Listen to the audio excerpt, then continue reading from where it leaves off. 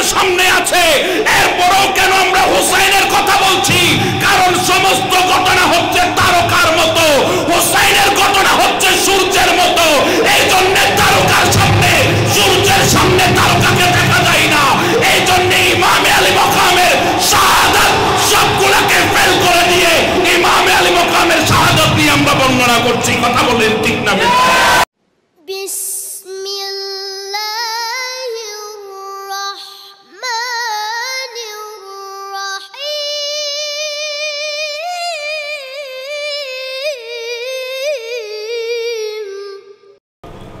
একদিকে আহলে বাইতে রাসূলের মাহফিল, অন্যদিকে স্থান হচ্ছে মসজিদ। কথা বলেন ঠিক না? আহলে বাইত ইমাম আলী মাকাম সৈয়দুশ শুহাদা, তিনি 61 হিজরিতে কারবালার জমিনে শাহাদাত বরণ করেছেন এই মসজিদকে আবাদ করার জন্য। কথা বলেন ঠিক না? হুজুর শহীদ সেই কারবালা ইমাম আলী মাকাম 61 হিজরিতে কারবালার জমিনে শাহাদাত বরণ করেছিলেন আমাদের ঈমানকে হেফাজত করার জন্য। ইমামে কারবালার জমিনে শাহাদাত বরণ করেছিলেন আমাদেরকে মাথা উঁচু করে বিশ্বের মাঝে অবস্থান করানোর জন্য। আমার বাবারা, আমাদের দেশে আজকাল অনেক ব্যক্তি পাওয়া যায়, আমার মতো দাড়ি আছে, টুপিও আছে। কথা বলেন ঠিক না? আমি তো সাধারণ বেশভূষার একজন মানুষ, অনেকে আছেন পাগড়ি রাগড়ি আবা কুবা লইয়া আছে। কথা বলেন ঠিক না? মনে হয় আসমান তুমি ফেরেশতা না আজরিস। কথা বলেন ঠিক না? এত সুন্দর আবা কুবা পড়ে মাইক্রোফোন নিয়ে বলছে যে এই আশুরার দিন আল্লাহ অনেক ঘটনা ঘটিয়েছেন, শুধুমাত্র কিছু লোক দেখা যায় ইমাম হুসাইনের কথা বলে, কারবালার কথা বলে।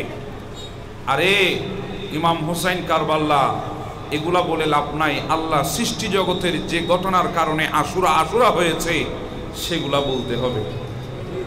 বলে কি বলে না? কথা বলেন, বলে কি না? অনেকে বলে অনেক ঘটনা আছে, সুন্নিরা এগুলা বর্ণনা করে না, শুধু আশুরা আসলে শাহাদাতে কারবালা ইমামে আলী মাকাম আহলে বাইত রাসূলের উপর আলোচনা করে, মাহফিল করে। আরো ঘটনা তো আরো অনেক আছে। আমি বললাম বাবা হ্যাঁ আছে, কারণ এই আশুরা এটা আশারা থেকে এসেছে। আশারা মানে 10, আর এটাকে বলা হয় ইয়মে আশুরা। ইয়মে আশুরা মানে 10ম দিন। মুহররমুল হারামের 10 তারিখকে আশুরা বলা হয়, 10ম দিন বলা হয়। আর এই আশুরার সাথে সৃষ্টির লগ্ন থেকে সৃষ্টির সমাপ্ত পর্যন্ত সম্পর্ক আছে। যদি বলেন হুজুর কেমনে? আমার বাবারা, আমার আল্লাহ আসমান ও জমিনকে সৃষ্টি করেছে এই আশুরার দিনে। আমার আল্লাহ হযরতে আদম সফিউল্লাহকে দুনিয়ার জমিনে প্রেরণ করেছেন এই আশুরার দিনে। আমার আল্লাহ চন্দ্র এবং সূর্যকে সৃষ্টি করেছেন এই আশুরার দিনে। আমার আল্লাহ জিবরিলকে সৃষ্টি করেছেন এই আশুরার দিনে। আমার আল্লাহ সমস্ত নূরি ফেরেশতাদেরকে সৃষ্টি করেছেন এই আশুরার দিনে। আমার আল্লাহ ইদ্রিস আলাইহিস সালামকে আসমানে উঠাই নিয়েছেন এই আশুরার দিনে। আমার আল্লাহ নূহ আলাইহিস সালামের কিস্তিকে 40 দিন পর্যন্ত পানির উপরে রেখে জুদি পাহাড়ের মধ্যে নিয়ে গিয়ে লঙ্গর ফেলেছেন এই আশুরার দিনে। আমার আল্লাহ হযরত মুসা কালিমুল্লাহর উপরে তাওরাত কিতাব নাযিল করেছিলেন এই আশুরার দিনে। আমার আল্লাহ ফেরাউনকে নীল নদের মধ্যে চুবিয়ে মেরেছেন এই আশুরার দিনে। মুসাকে পরিত্রাণ দিয়েছে এই আশুরার দিনে। আমার আল্লাহ ইব্রাহিমকে খলিল হিসাবে ঘোষণা দিয়েছেন এই আশুরার দিনে। আমার আল্লাহ নমরুদের অগ্নিকুণ্ডলী থেকে ইব্রাহিমকে সহি সালামতে বের করে দিয়েছেন এই আশুরার দিনে। আমার আল্লাহ দাউদ আলাইহিস সালামের তওবাকে কবুল করে নিয়েছেন এই আশুরার দিনে। আমার আল্লাহ সুলাইমান আলাইহিস সালামের বাদশাহীকে দ্বিতীয়বার ফেরত দিয়েছেন এই আশুরার দিনে। আমার আল্লাহ আইয়ুব আলাইহিস সালামের 18 বছর রোগা অবস্থায় থাকার পর শেফা দান করেছিলেন এই আশুরার দিনে। আমার আল্লাহ ঈসা রূহুল্লাহকে চতুর্থ আসমানে উঠাই নিয়েছেন এই আশুরার দিনে। এতগুলা ঘটনা আমাদের সামনে আছে, এরপরও কেন আমরা হুসাইনের কথা বলছি? কারণ সমস্ত ঘটনা হচ্ছে তারকার মতো, হুসাইনের ঘটনা হচ্ছে সূর্যের মতো। এই জন্য তারকার সামনে, সূর্যের সামনে তারকাকে দেখা যায় না। এই জন্য ইমামে আলী মাকামের